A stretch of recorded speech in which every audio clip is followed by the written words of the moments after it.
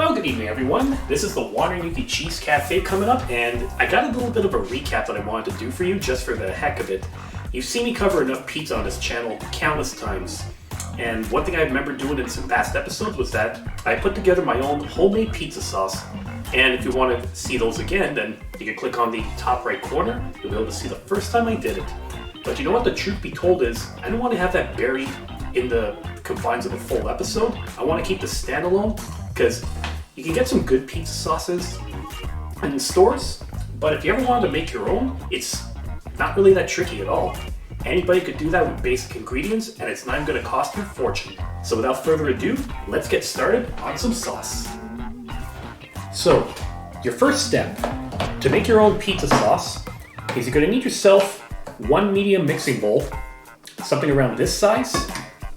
Then you're going to get yourself a can of tomato sauce. And yes, I've probably mentioned this countless times, but it bears saying again. This is a case where you don't have to worry about going for a big name brand. You can get the store brand, because most of these things are going to cost you like $1, maybe 60 cents if it's on sale, versus the brand name like Hunt's or other stuff that's going to be around like sometimes $2. Once you're cooking this in a pizza, nobody's going to taste it and say like, okay, this is your no-name store brand. Oh, this is Hunt's. And if you meet anyone who does feel like there's a difference, well, maybe they should get their tongue checked, because that doesn't seem right. So I got this size can here. It's around 680 milliliters, which we still use the metric system up in Canada instead of imperial. I forget how many ounces I would need. So if you ever want, just Google it and then you just get the right amount. So for this, I'm going to say around half the can of this. Because typically you would need like a good 300 or so milliliters of tomato sauce to put this in, but I'll get to the rest of that in a second.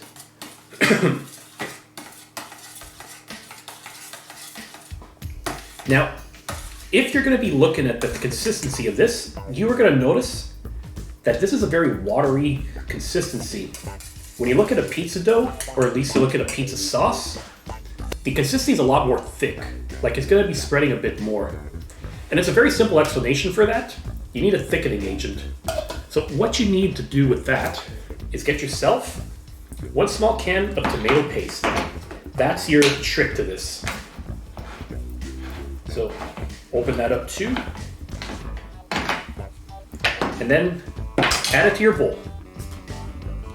Yeah, you'll see too. This here is so thick, it sticks to your spoon a lot more than the sauce does.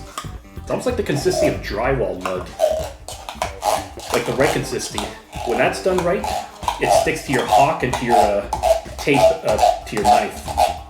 Not that I'm doing drywall when I'm doing pizza, because that's like two separate things. Anyways, you just go through, empty out all the contents of the can, and then you just mix it up. Just like so. And hope that your cat doesn't try to eat it too. Hey Felix, do you like the smell of tomatoes? So once you have this mixed properly, you'll see it has a bit more of a thicker consistency, less watery, so it's not going to be spreading as much. Once that's all done, next thing you can do is start seasoning it up. And you're going to pretty much use some basic stuff you should have in your spice rack. Assuming you have a spice rack, because some people probably don't do enough cooking to justify it.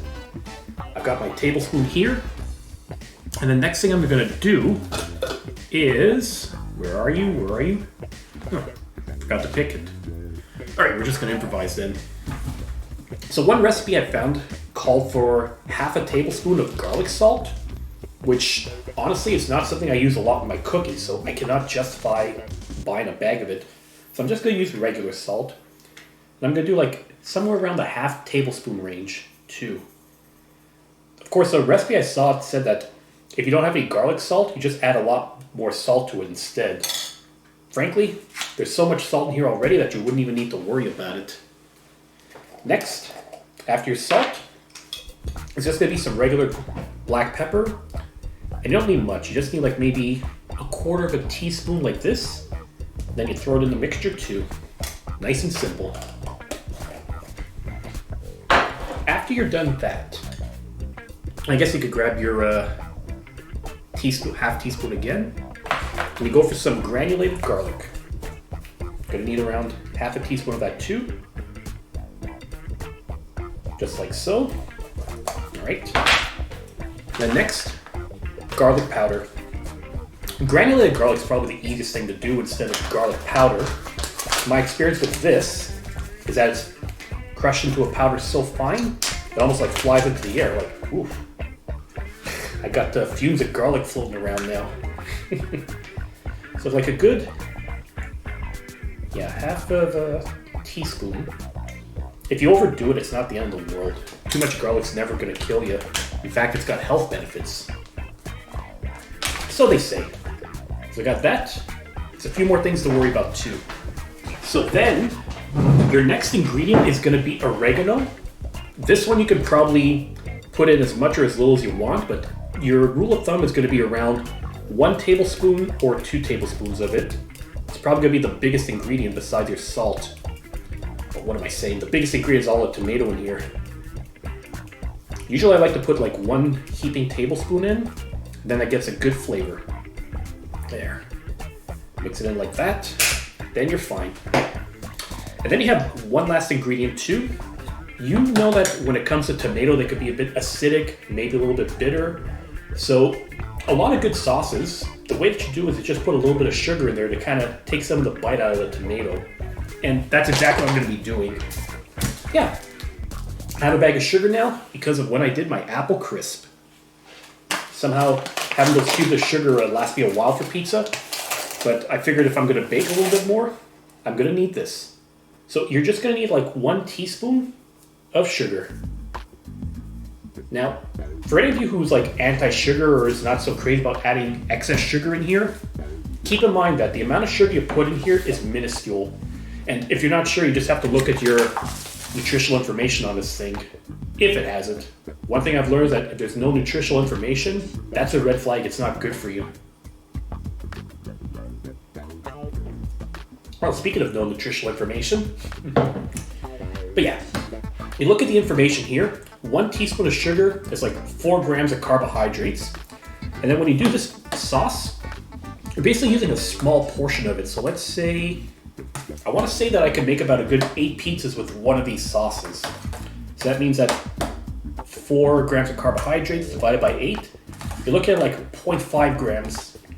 So in the grand scheme of things, it's not the end of the world.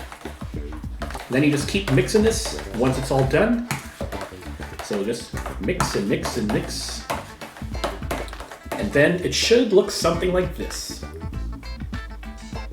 So yeah, nice, thick, flavorful. And then keep that aside, put it in a jar, seal it up well, and you can keep it in the fridge.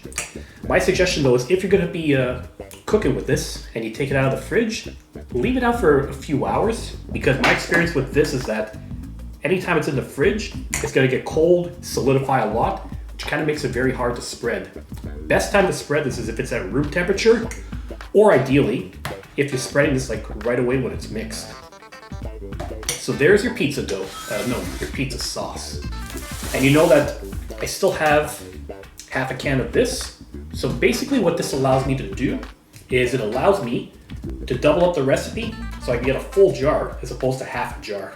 So what I'll be doing is that I'm gonna just transport this into a jar and then start from scratch again. So voila everyone, you got your basic pizza dough sauce here. Man, pizza dough. I feel like I gotta whip up some dough now because it's still in my head. No matter.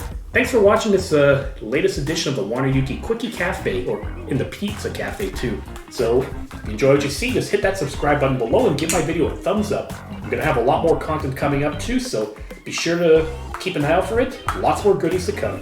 See you later. Yeah. I wonder what happens if a cat tastes this. Felix, I need your help.